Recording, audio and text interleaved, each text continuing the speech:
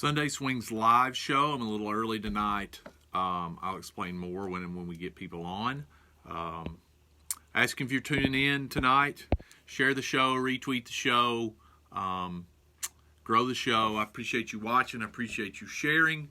If you didn't catch the Road to the Show podcast with Patrick Jones, I retweeted it out, emailed it out this week. Go check that out. Give Patrick's podcast a subscribe. Give it a like, whatever you need to do. That was a good time. We talked exit velocity development and the importance of exit velocity development. A lot of people talking about that this week. So we'll wait till everybody rolls in. Again, if you're just rolling in and just tuning in, Longworth, this is the Sunday Swings live show. This is a show I do every week. We talk hitting, we talk player development, we talk training, we talk a lot of different ways. We talk about hitting Twitter some. We talk about the context of the tweets, because I started doing this show because I felt like that Twitter and tweets are sometimes hard to give context to. So if you're just tuning in, I appreciate you tuning in. My name is Chad Longworth. This is the Sunday Swings live show. We're a little early tonight. I'll tell you why. I fought a migraine this morning. I had to go train players this afternoon, 1 o'clock. I never miss. And so if you've ever had a migraine, if you fight migraines, then you know that it's a pain. It sucks. But I had to get over it. I had to get through high school group, our youth group, our softball players tonight. So I'm wanting to jump off a little early and just chill out, because if you battle migraines, really all you want to do is sleep. So that's what I want to do. Tonight, this is what we're talking about. I wanted the 2-minute Tuesday swing tip of the training tip to be environmental cues versus environmental constraints versus internal cues. I wanted to talk about that. I talked about this a lot at ABCA. One of the things that I see, and arguing about hitting video and this player, that player, giving this player unsolicited swing advice on Twitter is just really, really stupid. Because A, we don't know the feel of the player. B, we don't know the deficiencies of the player. C, we don't know the player's movement profile. We don't know anything about the specific player. All we're arguing over is the visual of what we think should happen versus how the player. It's stupid. Okay? When I see swing video, or when I get new clients and I get players, if I watch their video, instead of giving them internal cues on how I think they can fix it, my mind switches into what kind of constraint or what kind of environmental change can we give to that player to force the adaptation of movement for what I want to happen. That's really how my overload weighted back training program started. And this is kind of bridges us into the second one of the other questions. One of my online clients had is, he said, why do you think the overload training allows more consistency in swing plane and attack angle? If you're using Diamond Connect sensors and you're in the online weighted bat programs, I just released a free 8-week program, and you can get the weighted bats that you need for that program in the shop. They're there now. McCoy Bats is building those. But why is that? Well, part of the principles of overload training and constraint work is the quality of movement. Everybody wants to believe, and it's partly true, it's not untrue, that if you swing overload bats, it's just going to make you swing harder. And I think Eugene Bleeker tweeted about that this week, is while that's partly true, well, the great part about weighted bat training or weighted ball training is the movement pattern refinement that you get. You know, if you've lifted weights before, think about the first time that you ever picked a bar up off a bench press, even if it didn't have any weight real loaded on it. You know, you were all over the place. And then until your body learns how to stabilize and which muscles to incorporate to stabilize the bar from your arms from flying around, it's a real struggle. It's a real struggle. So the same thing with weighted bats is weighted bats create a real internal struggle for your central nervous system to have to adapt and figure out. You know, I hope we're past by and large, for the most part, of the best goals to practice are the goals to hit the ball in the air, specifically at launch angles between 10 and 20 degrees. Now, if you're somebody who doesn't believe launch angles are real, they are very real. Air is real. Whether you believe it or not, air is real, launch angles are real. Every ball has a launch angle. So we're trying to optimize our exit velocity within specific launch angles. So overload training, while you are getting some of the benefit of the turning, the muscle development, the swing muscle development, it is more of a motor pattern, movement pattern refinement, to where your central nervous system just is refining the way that you move the implement in your hand. And that is why I say it's one thing to watch video, but you have to create environmental constraints to help the athlete or help the player solve the solution, which is how do I specifically get the ball in the air at a high rate of velocity. Now that is different. That solution is going to be different for everybody. Arguing the semantics of the solution is different from everybody. It doesn't matter what I say or what I think. I'm a data guy, and I've said that. Like I've been accused of, well, you think this, and I'm a data guy. Like what I believe is, if you can produce high rates of exit velocity that accelerate the barrel and arrive on the upper plane with a whole lot of consistency, I don't really care how you do it. I don't really care. One leg, two leg, back leg, front leg, side leg, left arm, right. I don't care. Like, I don't care. If you can go and you can take that into a game and be a dude or a dudette in a game, like, I don't care how you do it. I don't care how you do it. Let's figure it out and train it and measure it and make sure we're getting progress. But there are all different types of movement solutions to help solve the problem of how do I get the ball in the air at the highest. How do I get the ball in the air at the right launch angle consistently at the highest exit velocity that I can go? Now, the more exit velocity you get, the bigger your angle of, or the bigger your window of launch angle success there is. 95 miles an hour exit velocity at 35 degrees is really, really good. At 80 degrees, or at 80 miles an hour at 35 degrees, it's a pop-up. So you got to get your exit velocity up. Like, you've got to train to get your exit velocity up. You've got to lift weights. You've got to swing weighted bats. You've got to do those things, because those are the things, in not my opinion, I'm a data guy. Those are the best things that I have seen that increase exit velocity. Increase your potential to do damage at the plate, because all it is potential. Whether you go and you blast balls off the tee for an hour, or go and train with weighted bats for an hour, all you're doing is trying to increase your potential to do damage or be productive at the plate. We just measure it with exit velocity and launch angle. That's all. And so the training that I do, the views that I share, the positions that I take on Twitter are all based upon, this is the best ways indicated by data that I have seen to help players do this. Like, I was on Twitter last night, and Ryan Parker had posted some front leg video, and here comes a pro ball guy, and then here comes another hitting guy. If you didn't see it, you can go back and read it. It's still there. And now we're arguing semantics and just giving the data, and I shared golf data. And, a baseball guy that doesn't understand rotational patterns immediately goes to, what about timing the ball? Like, if you look at the kinematic sequence of the golf swing, just go to Google kinematic sequence baseball, kinematic sequence golf. Look at the motion tracking that's been done on both. They accelerate the exact same way. So the principles of acceleration of the kinetic chain apply in both sports. Now, you have to build adaptability in baseball that you may not have to build in golf, but how you accelerate the kinetic chain is exactly the same. How you apply force and transfer your center of pressure is exactly the same.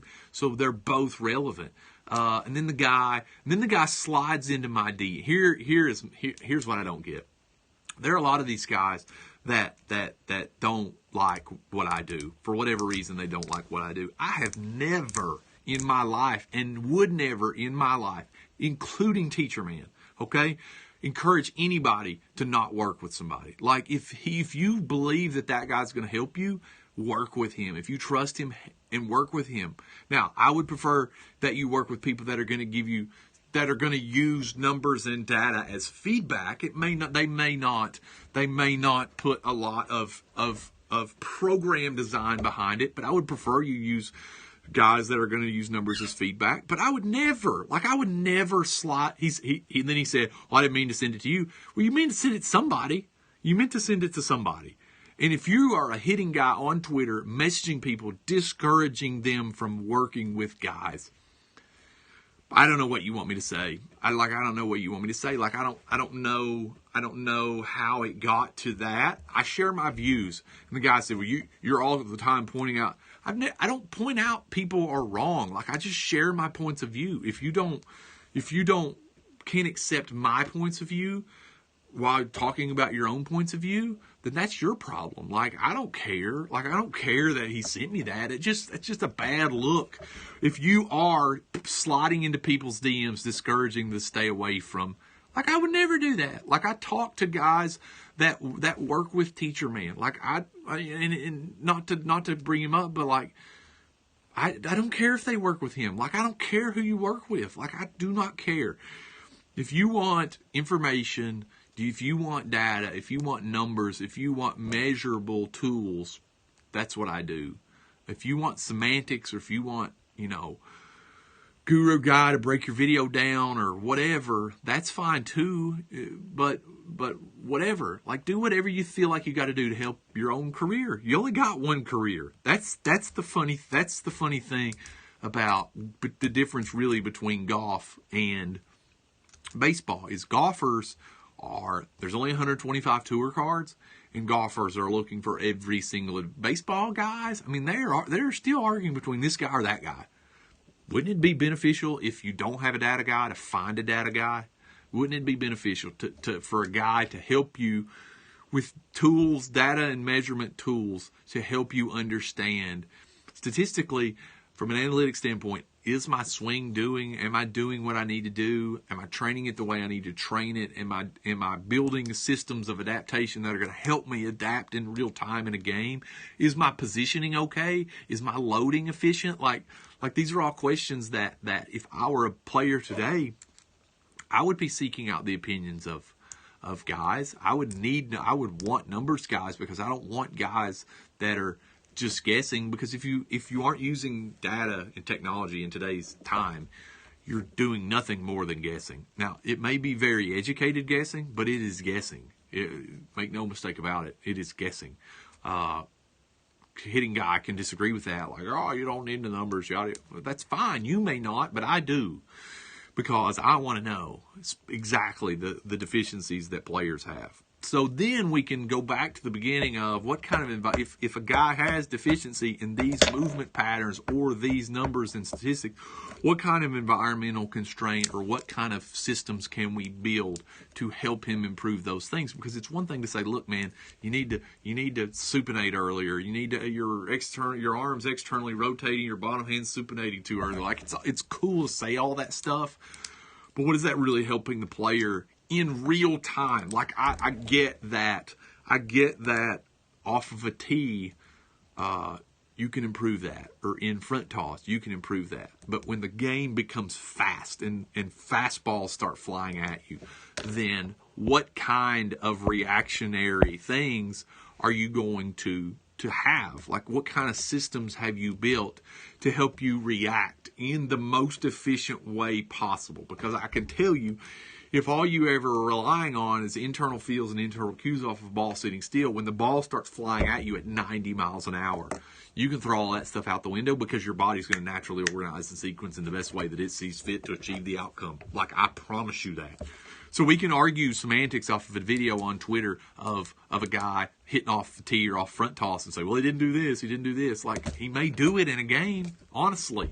I mean, I've seen lots of guys or girls who have swings off the tee who do complete. Chipper Jones is one of them. He's got one swing off the tee and one swing in a game.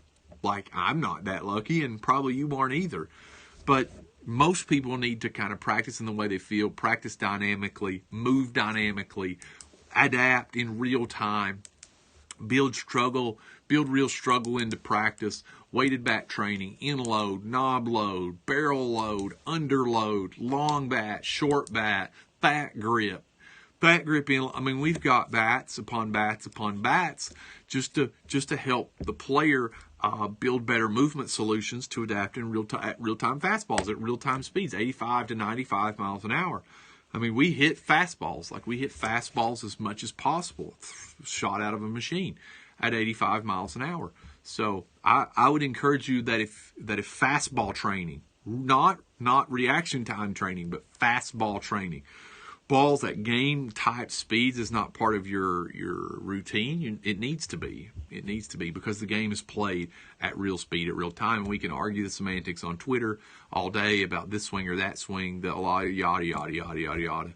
The guy that is in the video of question was just trying to be on time, and he was just trying to hit it in the, as far as hard as he could, or whatever outcome he had to do at that point. He may have a situational outcome that he needed to solve, that he was trying to solve. I mean, we don't know. Like, there's so much about hitting Twitter video that is just pointless. It's just pointless.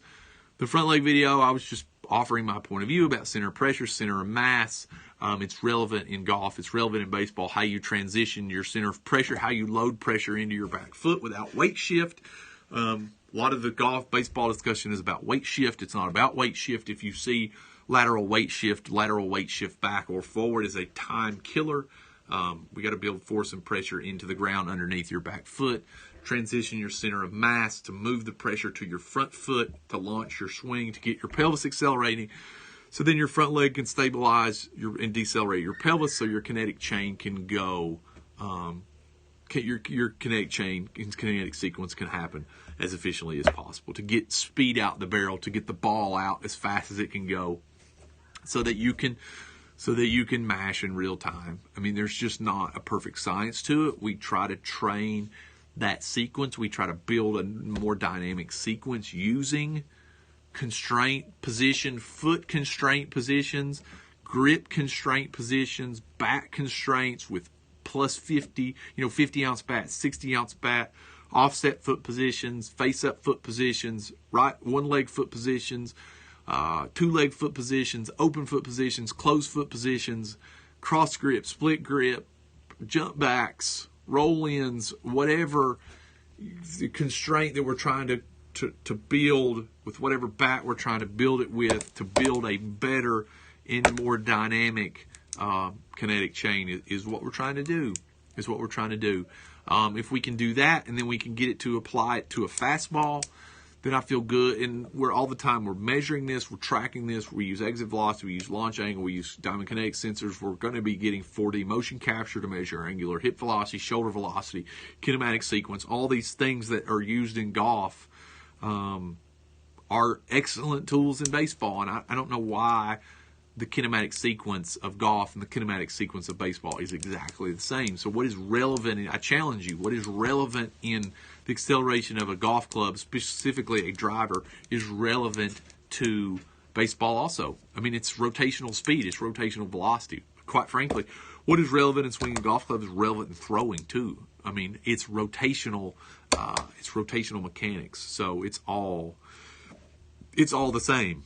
But hitting Twitter just never, I mean, who does that? Like, who? I don't know, man. I don't know. I guess I'm a bad guy. because I speak from my point of view. And other, hitting Twitter guys, I don't know. I don't guess they like that. I'm not sure.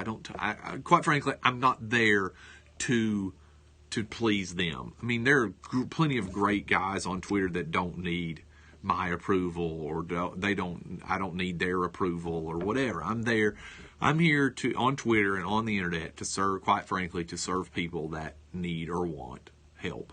Answers, real answers, based in numbers and data and testing and program design and all those things. If you don't want that, if you want internal cues, if you want just over knowledge of performance, then that's fine. But just hear me when I say that you're going to be very, very limited to how that applies in real time reaction. How can we get the results or the patterns or the swings or the adaptability that we need to get when the rubber meets the road? Because arguing over the semantics of swivel or supination, pronation, external rotation, this, that, or the other, it doesn't matter. Like, here's my swinging philosophy. It's hard to talk about this on Twitter, but here's my swinging philosophy. It comes from the post of Jerry Brewer and say the post of swings are 80% load. From the time that you pick your foot up to the time that you arrive at contact, 20% of that time is moving of the bat. So I don't focus too much at the end of the kinetic chain. I focus from the beginning of the kinetic chain, build sequence in the kinetic chain, because 80% of the swinging process is that loading process. Once the implement moves, how you've wound and loaded your body to create potential energy to move that implement will by and large govern your intent will govern what that bat does. You know, if your intent is to hit the ball low, your swing pattern, your front elbow is going to look way different than it is if your intent is just to swing the ball high. Your front elbow looks different. Your back arm looks different, just based upon intent. If my intent is to hit the ball high, my back arm mechanics are going to look different. My front arm mechanics are going to look different. My shoulders are going to look different, based solely on intent to hit the ball in the air. I mean, there's so much stuff that is just, if you just get the intent right and then you take slack out, you take the slack out of the system and you create an efficient system of acceleration, by and large, your swing sequence is going to be pretty good. How well you'll hit, who knows? I mean, who knows? I still don't think we know a lot about why some guys hit 95-mile-an-hour fastballs really well with somewhat good swings and others don't, and with great swings. I mean, there are guys that have great swing process that don't make it because they didn't hit fastballs very well. Why is that? Like, I don't know. We don't know much about brain activity. We don't know much about what players see and how to train it. There's just so many unanswered questions that don't have to do with, do your wrists do this, or does your left arm do this, or does your, does your bat do this? Like, we're focused so much on, and Jason Ochart, I think, said this at ABCA, we're focused so much on the swing. We got so infatuated with the swing, we forget to train the hitter. We forget to train the hitter in that 80% range. Like, swings are 80% loading. And so that's where we spend most of our time, is to try to build really good load patterns, try to create good kinematic sequence, and then intent governs all in swings. So if we can do those things, and then we build the right intent, through weighted bat training, you will get movement refinement, and then through fastball velocity training, maybe if anybody saw the strobing video, maybe you do fastball velocity with the strobing lights. I have the strobing glasses. The Synaptech strobing glasses. I want to say that somebody on Twitter, if there's anybody in the comments, we haven't had one comment, saw the strobing light video, then I think he got those at Party Place, and he put strobing lights next to the pitching machine to just make the environment harder. Like, you got to make the environments harder in the game than they are in practice. If you're gonna really, really, really challenge the central nervous system, the light setup was awesome. If you're going to really, really challenge the nervous system, then you really, really got to create environments that's in the game, you're in practice, that are somewhat realistic to the game. Like, fastball with strobing is realistic to the game. Like covering both eyes and trying to hit the ball, that's just not realistic enough. It's like the strobing glass. Like, let's hit them on the 8 strobe. Like, the 8 strobe is not realistic enough to the game. Like, it's got to be somewhat realistic to the game, but hard enough to where there's that carryover in your brain function that says, like, this is similar to what's going to happen in a game. And if you can hit 90 miles an hour with that strobing stuff happening, then you can hit it. And that's brainwave activity. Like, we don't know anything about that. Like we are in the stone ages of development and hitting specifically, of like, what's actually happening here? Like, what is really happening here? Like, how do you take guys that have advanced central nervous systems or guys that don't? Like, how do you take players that don't have advanced central nervous systems and equip them with central nervous systems that will give them the tools to produce the movements, to produce the outcomes, to make them good players? I mean, if you can hit the ball, you can hit the ball. There's nothing I need to say to you. Let's figure out how to hit it hard. Let's use weighted bat training to refine your pattern. Let's focus on these couple framework pieces, and let's go to work. Like, I don't know, how anybody got under the impression that if you just see one guru one day, he's going to change your career. It's not going to happen. It's not going to happen. May hurt some people's feelings that have paid a lot of money to see gurus for one day. It's not going to happen. If I go see Hank Haney tomorrow, he's not making me a scratch golfer. That's not going to happen. Can he give me some ideas that could help me? Maybe. Could he give me training that could help me? Maybe. But in one day, in one knowledge of performance session where we look at video, he's not going to affect my swing pattern at all. And so I think we accept that in golf. I don't know why we don't accept that in baseball. Like, we want to believe, I guess it's easier to believe that there's a solution out there, and there is a black and white solution out there, that it's the problem that's hard to solve. You know, is it better to hit it on the ground or in the air? Is it better to hit it the other way? Hit it oppo, hit it pull? Is it better? Just hit it in the air. Just hit it hard in the air. 10, 20 degrees. That's the answer. The movement solution is the hard part to figure out because it's individualized to everyone, and there's no way that we on the internet can solve everybody's movement solution. Like, I don't know. Like I get video a lot. I try to give as much information as I can give about producing an effective kinematic chain or kinetic sequence. But other than that, like, man, I don't know. Like, your swing looks pretty good. What's your exit velocity? How are you accelerating the barrel? What's your barrel number? Like, you know, whatever.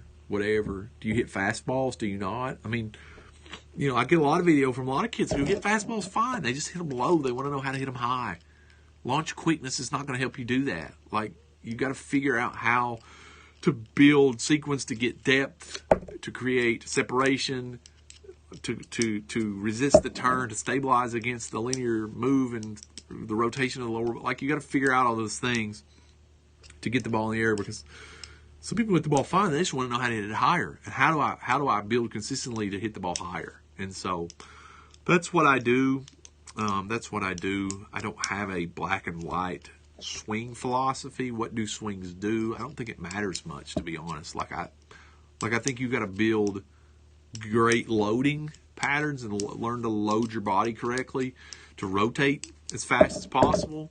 But as far as swing semantics, I mean, it's like early pivot. We do that with in-load and off-load bat training. We do that we have guys who pivot the bat very well, and we've never cued them once. We've never developed any PVC pipe feel where they smack something behind them. They just load well, and then through training and through building an efficient kinetic sequence, they accelerate the barrel that way without thinking about it. Isn't that a better standard, to be able to do that without thinking about it? Don't you want your swing to do a lot of things without you thinking about it? Like, that's what I try to do, because I don't want you to think about this, that, or the other. What I want you to think about is being on time and hitting fastballs, because hitting is hard. Hitting is mentally taxing. There's so much failure involved. Why do we need to compound that process with, like, now I got to worry about what's my left foot doing, or is my my hand swiveling on time, or this? Just hit the thing. Just hit it hard. Be on time. Hit it hard. Be a dude. Like, I say that all the time. I'm not joking. Nor am I telling people to hit the ball in the air because it's cool. Like, I tell you to hit the ball in the air because it is the best way at every exit velocity for you to be good. 70 mile an hour kid that doesn't have a whole lot of juice, needs to get in the weight room. That's what Derek Forco said this week. If you're a low exit velocity guy, the solution is not to beat it around in the infield. The solution is to get in the weight room and get stronger and build your exit velocity, and then build in some weight bat programming to refine your movement patterns and movement solution, and then go and mash it. Because if you can hit it, you can hit it. Like, let's hit it more dynamically hard. And that's what I believe. That's what I believe. It's not easy. There's a lot of failure involved. I tweeted this week about the 10,000 experiments. If you're constantly running the same experiments, hitting is hard. Like, it's like, well, if you just do this, you're going to be like the greats. Like, no, you're not. No, you're not. Like, you're still going to struggle. You're still going to struggle at times. So what are your rock foundations? It's better in data. I don't want to search for my swing. Is my swing accelerating? Or is my kinematic sequence, why are some people stuck on getting front foot down early? Just because that's been said a lot. If you watch video and you see what you want to see, you see a guy's foot go down before he swings. Like, and people think, well, if you're not any good, you should get your foot down earlier so it allows you to see the ball longer. Like, it kills your rhythm. It kills your ability to produce. It kills your ability to adapt. Like, you have to be up to adapt. Like, you can't adapt a whole lot with your foot down without hip slide, and then you get lunging, and then you get a lot of other things. Up in the air, I can adjust my foot strike timing if I can get my foot up and just hover and hang it and see pitch coming at me, and then I can adjust with my foot in the air. I would much rather adjust with my foot in the air than my foot on the ground. Like, it's not even close. But for hitting's hard. I talk a lot about training and building more dynamic athletes. Mental side of this thing is a whole different bear. If you're constantly searching for swing answers and swing cues and swing thoughts and swing this and swing that, then you're never going to be very good. I mean, you're going to be good until the pitching gets challenging to you. And then once the pitching gets challenging to you, you're going to be overcome with like too much internal swing process. Like, just train to be dynamic and then go try to be on time. Try to be in the moment as you can be. Try to see the pitch as well as you can see it. Try to mash it. Try to mash it. And then if you don't, you got to fail forward. You got to experiment. You got to understand. You got to think with an open mind, because it's not black and white. There's no answer that I can give to you now that's going to help you in your first game. Go out and hit that guy that's 92 that's trying to throw you, like backdoor sliders that are going to hang in the inside half, like or change-ups that look like two-seamers that are going to, catch the outer third of the plate down and away. How you hit that? Like, you got to be up on time. You got to hunt to seek to do damage. You got to build in parts and pieces that are going to allow you the time to adapt. Stabilizing against the turn and creating barrel depth buys you time with your foot in the air. Even when your foot goes to the ground and you're fooled, you've still got time out in front of you to adapt and adjust. Like, you've got to build that system in there. Exit velocity is real. Like, launch angles are real. Like, those things are real, but those are only training markers. They're not gonna help you hit that breaker. They're not gonna help you compete with that guy that's trying to make a living doing this. So we've got guest guys that give unsolicited swing advice really bother me. Guys that go on, behind other trainers' backs and encourage you not to work with this trainer or that trainer. I'm not going to ruin your career. I won't ruin your career. It's quite the opposite. I want to help your career. And guys that go behind other guys' backs and say, well, don't work with him, don't work. Like, that's so bad. That's so bad. And by and large, why nobody trusts anybody in this industry and in this business, quite frankly, is because you've got this guy or that guy. I've got some really, really nice team clients, individual clients that I don't ever talk about that are getting some really, really, really good results, and you will see that in the spring. I'm looking forward to it. It doesn't matter. It doesn't matter what I say. It doesn't matter who takes credit for what. Just good for them. Good for them. That's all I care about. That's all I care about. Talk about your guys. I don't care. I really don't care. Would it behoove me to talk about them more? Yeah. But do I care? No, I don't care. I don't care. I'm not trying to impress other hitting gurus. Like, I didn't spend any time, very much time at the ABC talking to other hitting gurus. Like, they got it. You got it. You don't need me. You don't need my help. Like, and I'm not trying to impress you. You're not, you're not, maybe not trying to impress me, and maybe that's where I lack in my social skills, but I just want to talk to people who want help. If you want help and you want answers, if you're a player who's frustrated with what you got and need better answers, need more information, better training, I'll help you. If you don't, that's fine. If you want to be patted on the back, and I get that. Like, I get that part of hitting. You gotta, it's this time of year too. Like, you gotta almost turn into a psychologist, because you've got guys battling internal fights that, who cares about their this, that, or the other? Like, they just want to feel, I'm not gonna claim success off a guy that I talked to 10 times. There's probably a guy, right, that will be a top 50 pick this year. Not any point for me to talk about our conversations. Not any point. Not at all. And so it doesn't matter. It doesn't matter. I won't talk about my career as a player. And like, that's the thing about hitting Twitter. Like, I was a player. I was a pretty good player. It doesn't matter. It doesn't matter. You know, and it doesn't matter who your clients are. It doesn't matter what can you do for each individual. And comparing the successes of one individual to another it does not matter. It does not matter. Just because you took a guy that had advanced central nervous system and helped him get back on track, that doesn't mean that, you know, even this college player, even little Johnny that lives in Wise, Virginia is going to matter. Like, how you going to help him? Like, it doesn't matter. Well, I help such and so. Well, that's great. You help them.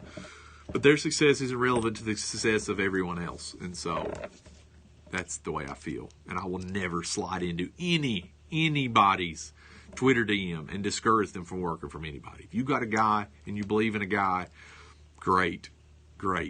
But if there's information and data that's out there that can be used and should be used, then you should be using it. And you should be asking questions about it. Because if it were me, and I was a professional player again in 2018, and I was 20 years old, and I was searching for the same answers that I was searching for when I was 20 years old and a professional player, I promise you, I would be using the data and the information. And I would be seeking out guys that had it. Because I don't have... There's a lot of pro players that are still lost and trying to be right. Like, I don't care what you think. Like, I just want to be the best I can be without data. If you can get data and information, you should get data and information. You should use it.